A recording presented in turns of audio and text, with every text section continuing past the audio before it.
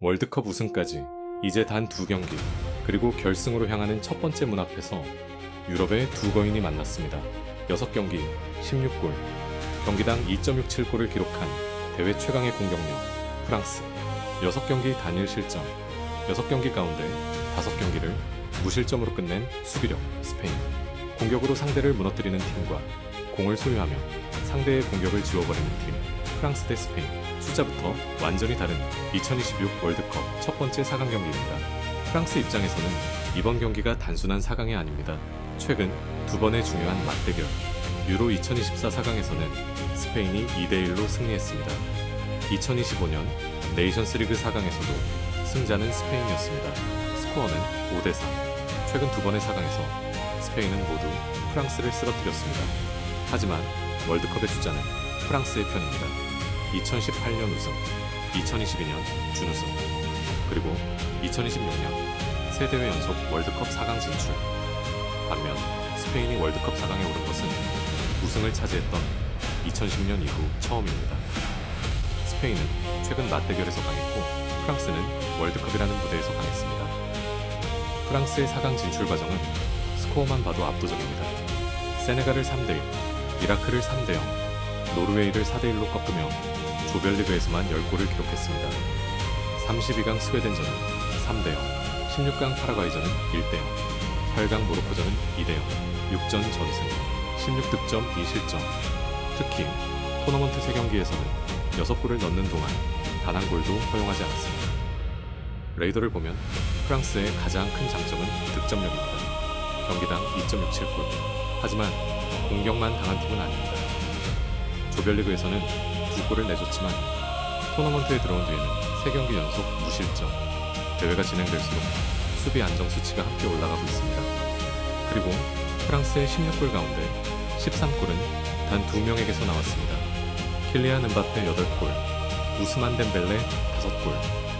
두 선수가 프랑스 득점의 81.3%를 책임졌습니다. 득점원이 집중되어 있다는 것은 약점으로 해석될 수도 있습니다. 하지만 상대는 이미 알고도 막지 못했습니다. 음바페는 왼쪽에서 안으로 들어오고 덴벨레는 반대편과 중앙을 동시에 공격합니다. 한 명에게 수비가 몰리면 다른 한 명의 공간이 열립니다. 프랑스의 공격은 복잡하지 않습니다. 다만 속도가 빠르고 선택이 정확하며 마지막을 책임질 선수가 확실합니다. 스페인의 시작은 프랑스와 달랐습니다. 첫 경기, 월드컵에 처음 출전한 카보베르데를 상대로 0대0 무승부. 강력한 우승 후보가 첫 경기부터 멈춰 섰습니다. 하지만 이후의 숫자는 완전히 달라졌습니다. 사우디아라비아전 4대0, 우루과이전 1대0, 32강 오스트리아전 3대0, 16강 포르투갈전 1대0, 8강 벨기에전 2대1. 첫 경기 이후 5연승, 6경기 11득점 1실점. 벨기에전에서 첫 실점을 허용하기 전까지 스페인은 5경기 연속 클린시트를 기록했습니다. 스페인의 레이더에서 가장 멀리 뻗는 지점은 수비 안정과 점유 통제입니다. 스페인은 수비만 잘하는 것이 아닙니다. 공을 오래 소유하고 상대가 공격할 수 있는 횟수 자체를 줄입니다. 스페인의 수비는 공을 빼앗기는 순간부터 시작되는 것이 아니라 공을 가지고 있는 순간부터 이미 시작되고 있습니다. 스페인의 힘은 선발 명단에서 끝나지 않습니다. 포르투갈과의 16강, 경기 막판 교체로 들어온 미켈 메리노가 결승골을 넣었습니다. 벨기에와의 8강에서도 메리노는 후반 41분에 투입됐고 불과 2분 뒤 88분 결승골을 기록했습니다. 2경기 연속 교체 출전, 2경기 연속 결승골. 스페인은 경기 초반을 지배할 수 있고 경기 막판에는 벤치로 결과를 바꿀 수 있습니다. 선발의 완성도와 교체 카드의 결정력, 이 두 가지가 스페인의 A매치 30경기 연속 무패를 만들었습니다. 이제 두 팀의 숫자를 하나의 레이더에 겹쳐보겠습니다. 프랑스가 앞서는 축은 득점력과 전환 속도입니다. 6경기 16골, 경기당 2골이 넘는 화력과 공을 빼앗은 순간 곧바로 골문으로 향하는 속도. 프랑스의 폴리곤은 이 두 방향으로 날카롭게 뻗습니다.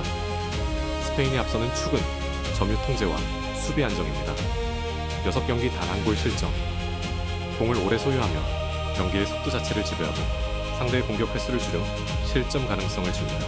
슈팅과 찬스 창출, 두 팀 모두 강하지만 프랑스는 개인의 속도로, 스페인은 패스와 위치로 만듭니다. 결과는 같고 방식은 완전히 다릅니다. 스페인의 레이더는 넓고 균형 잡혀있고 프랑스의 레이더는 가장 위험한 축에서 뾰족합니다. 스페인이 경기 전체를 통제하는 팀이라면 프랑스는 가장 위험한 순간을 지배하는 팀입니다. 첫 번째 전술 포인트는 스페인 수비 라인의 뒤입니다. 스페인은 공격할 때 많은 선수를 상대 진영으로 올립니다. 풀백이 전진하고 중앙 미드필더가 하프 스페이스를 점유합니다. 공을 잃은 직후에는 즉시 압박으로 다시 소유권을 되찾습니다. 하지만 첫 번째 압박이 뚫리면 수비 라인 뒤에는 넓은 공간이 남습니다. 그리고 그 공간은 음바페가 가장 좋아하는 공간입니다. 스페인의 센터백이 음바페를 따라 측면으로 이동하면 중앙에는 덴벨레와 프랑스 이선의 공간이 열립니다. 센터백이 중앙을 지키면 음바페가 속도를 붙인 채 직접 골문으로 향합니다. 라인을 내리면 스페인의 압박 강도가 떨어지고 라인을 올리면 프랑스의 전환 속도가 살아납니다. 스페인은 자신들의 장점을 유지하면서 자신들의 약점을 막아야 합니다. 반대편에서는 프랑스가 라민 야말을 막아야 합니다. 야말은 이미 유로 2024 4강에서 프랑스를 상대로 득점했고 2025년 네이션스리그 4강에서도 2골을 기록했습니다. 프랑스가 가장 잘 알고 있지만 여전히 해답을 찾지 못한 선수입니다. 야말이 오른쪽에서 공을 잡으면 프랑스 수비는 세 가지를 동시에 봐야 합니다. 안쪽으로 접고 들어오는 왼발, 바깥으로 올라가는 풀백, 그리고 중앙으로 침투하는 미드필더. 한 명으로 막으면 야말의 개인 능력을 허용하고 두 명이 붙으면 스페인의 중앙에 공간을 내줍니다. 프랑스 수비가 야말에게 얼마나 많은 인원을 사용할 것인가. 이 선택이 경기 전체의 균형을 바꿀 수 있습니다. 이 경기의 가장 중요한 숫자는 16골도 1실점도 아닐 수 있습니다. 첫 번째 골, 프랑스가 먼저 넣는다면 스페인은 더 높은 위치로 올라가야 합니다. 프랑스의 전환 공간은 넓어지고 음바페와 덴벨레의 속도는 더 위협적이 됩니다. 반대로 스페인이 먼저 넣는다면 공을 소유하면 경기의 속도를 낮출 수 있습니다. 프랑스는 내려선 상대를 향해 직접 공격을 만들어야 합니다.